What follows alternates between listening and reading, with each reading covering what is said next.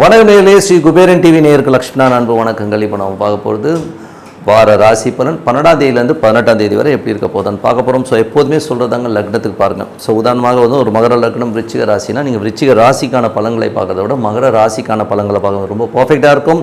முதல்ல வர்றது பொது பலன்கள். ஸோ அதுக்கப்புறம் நமக்கு டிப் ஆஃப் த வீக் வருது எதிரிகள் பிரச்சனைகள் இல்லை இருக்கிறவங்களுக்குலாம் வந்து ஒரு சூப்பரான ஒரு டிப்பு மறக்காமல் பாருங்கள். மேஷ ராசி. ஸோ மேஷ ராசிக்கு வந்து பார்த்திங்கன்னா உங்களது ராசி அதிபதி செவ்வாய் வந்து இப்போ இருக்கிறது வந்து நீச்சமாக நாளில் இருக்கும்போது தாயாரோட உடல்நலம் சம்மந்தமான விஷயங்கள், தாயார்கிட்ட வந்து பேசும்போதோ பழகும்போதோ நிறைய சர்ச்சைகள் வர்றதுக்கான வாய்ப்புகள் இருக்கும். கோபதாபங்கள் அதிகமாக இருக்கும். ஏன்னா வந்து செவ்வாய் போகிறது இப்போ சனியுடைய சாரத்தில் போகும்போது அந்த ஒரு கோபதாபங்களையும் கண்டிப்பாக ஏற்படுத்தும். லாபம் வருமா அப்படின்போது ரியல் எஸ்டேட் சார்ந்த துறையில் வந்து நல்ல லாபங்கள் வருமானா கொஞ்சம் அலைச்சல்கள் இருக்கிறதுக்கான வாய்ப்புகள் இருக்குது.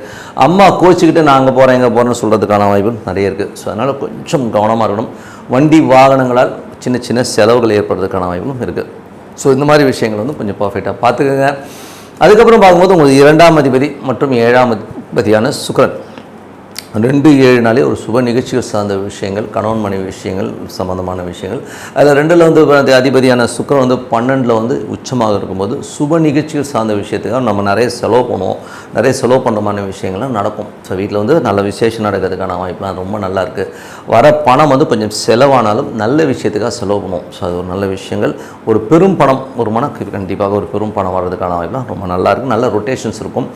அதுக்கப்புறமா வந்து 3ஆம் அதிபதி. ஸோ 3ங்கிறது வந்து உங்களுக்கு முயற்சி ஸ்தானம். ஸோ உங்களுக்கு எங்கெங்கெல்லாம் முயற்சி பண்ணி வெற்றி அடையணுங்கிற ஒரு விஷயத்துக்காக நீங்கள் வந்து எடுக்கிற முயற்சிகள் வந்து அலைச்சல்கள் ஜாஸ்தி இருக்கலாம். வேலை விஷயங்கள் வந்து நிறைய மாற்றங்கள், ஒரு இடமா அலையிறது, இந்த மாதிரி விஷயங்கள் இருக்கும். பட் வளர்ச்சி இருக்குமானா வளர்ச்சி கண்டிப்பாக இருக்குங்க. ஸோ வளர்ச்சி இருக்கும். பட் ஆனால் உடனே ரிசல்ட் வந்து கொஞ்சம் டிலேடாக வர மாதிரி ஃபீலிங் கண்டிப்பாக கொடுக்குங்க. அதுக்கப்புறம் போது 4ஆம் அதிபதியான நம்ம சந்திரனும் பார்த்திங்கன்னா உங்களுக்கு வந்து இப்போ வந்து 7 இருக்கும்பொழுது நல்ல விஷயங்கள், நல்ல மாற்றங்கள்லாம் இருக்கும். அது குருடைய சாரத்தில் போகும்பொழுது நல்ல ஓரளவுக்கு வந்து அடுத்த கட்டத்திற்கு போகிறதுக்கு நல்ல ஒரு வருமானங்களை கொடுக்குற மாதிரி விஷயங்கள்லாம் முதல் 2 நாளில் இருக்கும். ஸோ அதுக்கப்புறம் பார்க்கும்போது உங்களுக்கு வந்து 8ல் போகும். ஸோ 8ல் போகும்போது செவ்வாய் புதன் கிழமைகளில் மட்டும் கொஞ்சம் கேர்ஃபுல்லாக இருக்கணும். ஏன்னா சந்திராஷ்டம காலகட்டங்களில் வந்து கொஞ்சம் கேர்ஃபுல்லாக இருக்கின்ற காலகட்டம். அதுக்கப்புறம் எல்லாமே சிறப்பாக இருக்குங்க. 5ஆம் அதிபதி. ஸோ 5ஆம் அதிபதியான சூரியன் வந்து பார்த்திங்கன்னா உங்களுக்கு வந்து ராசியிலே இருக்கார். அதுவும் சுக்கிரனுடைய சாரத்தில் இருக்கும்பொழுது குழந்தைகளுக்காக நிறைய கடன் வாங்குறது, குழந்தைகளுக்காக கொஞ்சம் செலவு பண்ணுற மாதிரி விஷயங்கள்லாம் நிறைய நடக்கும். ஏன்னா வந்து அது சுக்கிரனுடைய சாரத்தில் போகும்போது அந்த மாதிரி விஷயங்கள்லாம் இருக்கும். பட் என்ன இருந்தாலும் அடிப்படையே வந்து கல்வி. ஸோ இன்றைக்கி கல்விக்கான விஷயங்கள் நிறைய செலவு இருக்கும். ஸோ அது வந்து பேசிக்காகவே இந்த மாதத்தில் நிறைய இருக்கிறதுக்கான வாய்ப்புகள் நிறைய இருக்குது. கலைஞர்களுக்கெலாம் வந்து வெளிநாடு போகிறதுக்கான வாய்ப்புகளும் ரொம்ப நல்லா இருக்குது. ஸோ எல்லாமே ரொம்ப நல்லாயிருக்கு. அதுக்கப்புறம் பார்க்கும்போது 6ஆம் அதிபதியான புதனும் நீச்சபங்க ராஜயோகத்தில் இருக்கும்போது வேலையில் வந்து நிறைய அலைச்சல்கள் இருக்கும். ஏதாச்சும் அடுத்தடுத்த விஷயங்களுக்கு அலையிறது, இந்த மாதிரி விஷயங்கள்லாம் இருக்கும். பட் அடுத்த கட்டத்துக்கு முன்னேறதுக்காக நம்ம முயற்சிகள்லாம் ரொம்ப சிறப்பாக இருக்குங்க. ஸோ எல்லாமே ரொம்ப நல்ல விஷயங்கள் தான். பட் இருந்தாலும் அலைச்சல் இருக்கும். ரிசல்ட் வந்து கொஞ்சம் ஸ்லோவாக வரும். பட் கண்டிப்பாக வந்து நல்ல விஷயமாக வரதுக்கான வாய்ப்பு தான். அது புதன் கேதுன்னும் போது நிறைய இப்போ வந்து அது மேஷத்துலேயே இருக்கும்போது நிறைய ஒரு கெடுக்குப்பிடிகள், நிறைய கேள்விகள்லாம் இருக்கிறதுக்கான வாய்ப்புலாம் இருக்குது. வேலையில் கடன் சம்மந்தமான விஷயங்களும் சின்னதாக ஒரு ஸ்ட்ரெஸ்ஸஸ் வந்து போகிறதுக்கான வாய்ப்புலாம் ரொம்ப கவனமாக இருக்கணும். ஸோ இந்த மாதிரி விஷயங்களை பார்த்துக்கணும். அதுக்கப்புறம் பார்க்கும்பொழுது புதன் கேது அப்படிங்கும்போது சில நேரங்களில் வந்து நமக்கு வந்து யாராச்சும் செய்வனை வச்சுட்டாங்களோ, ஏதாச்சும் பண்ணிட்டாங்க போல இருக்குங்கிற மாதிரி எண்ணங்களை கண்டிப்பாக வைக்கும். அது மாதிரிலாம் ஒன்றும் இருக்காதுங்க. பிரார்த்தனை பண்ணுங்கள். ஸோ நரசிம்மர் வழிபாடு வந்து ஒரு சிறப்பான விஷயங்களை கண்டிப்பாக கொடுக்கும்.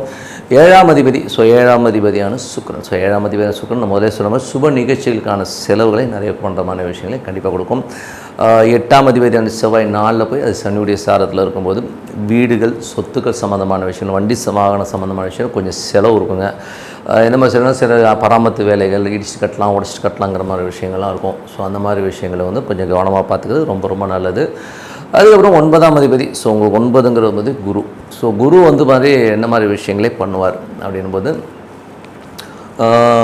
குரு பகவான் வந்து இப்போ உங்களுக்கு 2ல் இருக்காங்க. ஸோ 9ஆம் அதிபதி மற்றும் 12ஆம் அதிபதி 2ல் இருக்கும்பொழுது அப்பா சம்மந்தமான விஷயங்கள் வந்து நல்ல ஒரு க்ரோத்தோ நல்ல ஒரு விஷயங்கள்லாம் நடக்கும். வருமானம் வரதுக்கான வாய்ப்புலாம் ரொம்ப நல்லாயிருக்கு. அதே நேரத்தில் வந்து குரு வந்து இப்போ செவ்வாயுடைய சாரத்தில் போகும்போது கொஞ்சம் மன உளைச்சல், கொஞ்சம் நம்ம டென்ஷனு ஸ்ட்ரெஸ் எல்லாம் கொஞ்சம் அப்படி இப்படி வர மாதிரியான விஷயங்கள்லாம் இருக்கும். கொஞ்சம் பார்த்து நடந்துக்கணும். அதுக்கப்புறம் 10ஆம் அதிபதியின் போது தொழில் சம்மந்தமான விஷயங்கள். ஸோ தொழில் சம்மந்தமான விஷயங்கள் வந்து நிறைய அலைச்சல்கள் இருக்கும். இதில் வந்து பார்த்திங்கன்னா சனி சுய சாரத்திலே போகிறார். ஸோ அதனால் வந்து தொழிலுக்கான அடுத்த கட்ட முயற்சி, அடுத்த கட்டத்தில் வந்து பெருசாக ஜெயிக்கணுங்கிற வெறிக்காக நம்ம வெளியூர் வெளிநாட்டில் ட்ராவல் பண்ணுறமான விஷயங்களை நிறைய கொடுக்கும். வெளிநாட்டில் இருக்கவங்களுக்கு வந்து நிறைய காசு வர்றதுக்கான வாய்ப்பு ரொம்ப நல்லாயிருக்கும். ஒரு ஸ்டாண்டர்டாக வந்து ஒரு பெரிய லெவலில் ஜெயிக்கணுங்கிற எண்ணங்கள்லாம் நிறைய கொடுக்கும். ஸோ அதுக்கான அலைச்சல்கள் ஜாஸ்தி இருக்குங்கிறது தான் உண்மையான விஷயம். அதுக்கப்புறம் 12ஆம் அதிபதியும் 2ல் இருக்கும்போது மறைமுகமான நிறைய வருமானங்கள் வந்தாலும் கொஞ்சம் ஜாக்கிரதையாக இருக்கும். எந்த மாதிரி விஷயங்கள் வந்து நம்ம பேசும்போது கொஞ்சம் ஏடாவிடமாக பேசிடும். ஸோ அந்த வார்த்தை சம்மந்தமான விஷயங்களை எதாவது பேசிவிட்டு அப்புறம் ராத்திரிலாம் தூங்காமல் ஐயோ இப்படி ஆகிடுமோ அப்படி ஆகிடுமோன்னு ஒரு பயத்தை கொடுக்கும். ஸோ அதனால் அதை கொஞ்சம் கவனமாக அந்த மாதிரி விஷயங்களை மட்டும் மற்றபடி எல்லாமே சிறப்பு தான். அதுக்கப்புறம் பார்க்கும்போது உங்களுக்கு வந்து 3ஆம் அதிபதியோடைய விஷயங்களை விட வந்து இப்போது அந்த நீச்சம்ங்கிறது வந்து நீச்ச பங்கமாகனால வந்து எல்லாமே ப்ளஸ் தான். நீங்கள் போட்டு குழப்பிக்க வேணாங்கிறத சொன்னேன். இப்போ வந்து புதன் கேதுவோட இருக்கும்போது கொஞ்சம் புத்தி தடுமாற்றங்கள், கொஞ்சம் வந்து ஒரு ஸ்ட்ரெஸ்ஸஸ் இருக்கும். அதுக்கு வந்து பரிகாரமாக நீங்கள் நரசிம்மரை வழிபாடு பண்ணுறது ரொம்ப ரொம்ப சிறப்புங்க. ஸோ இதுவுமே பண்ணி பாருங்கள். எல்லாமே சிறப்பான விஷயங்கள், நல்ல விஷயங்கள்லாம் இருக்கும். ஸோ இது வந்து ப்ளஸ் அண்ட் மைனஸஸ் நோட் பண்ணிவிட்டு அப்ளை பண்ணிங்கன்னா ரொம்ப சிறப்பாக இருக்கும். இப்போ பார்க்க போது tip of the week. So tip of the வீக்கில் இப்போ நம்ம பார்க்க போகிற விஷயம் என்னென்னா, எதிரிகளுக்கு எண்டு காடு அப்படிங்கிறத பற்றி தான் பேச போகிறோம். ஸோ என்ன பண்ணலாம்? ஸோ எதிரிகள்ங்கிறது வந்து நம்ம வாழ்க்கையில் வந்து தவிர்க்கவே முடியாது.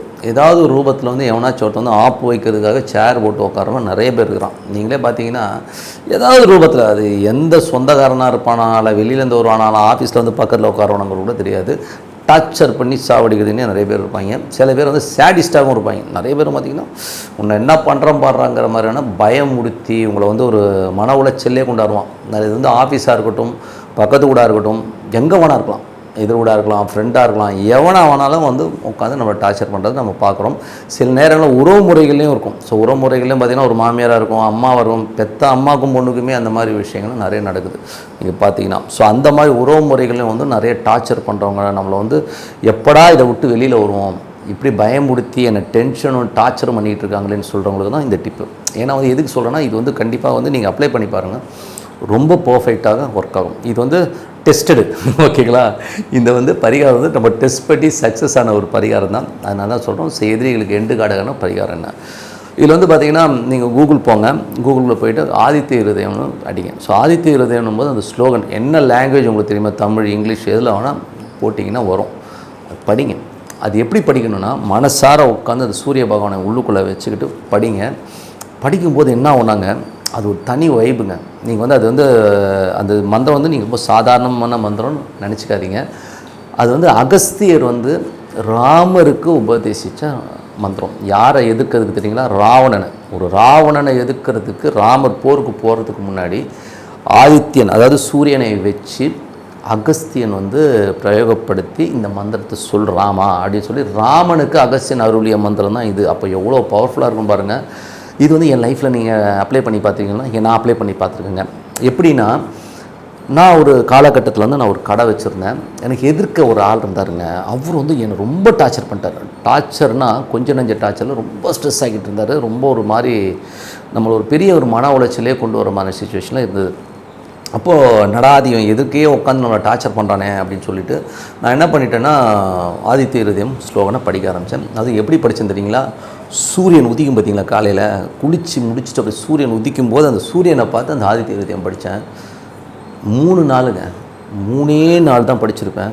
அவனை பொட்டி படுக்கையெல்லாம் தூக்கி வெளியில் போட்டு வெளியில் அனுப்பிச்சிட்டாங்க. அவன் அந்த ஏரியாலே இல்லை. இவ்வளோ பவர்ஃபுல் பாருங்கள் அந்த மந்திரம். அதனால் இது ஆதித்ய இருதயம் வந்து ரொம்ப பர்ஃபெக்டாக அற்புதமாக வேலை செய்யும். நீங்கள் அப்ளை பண்ணி பாருங்கள்.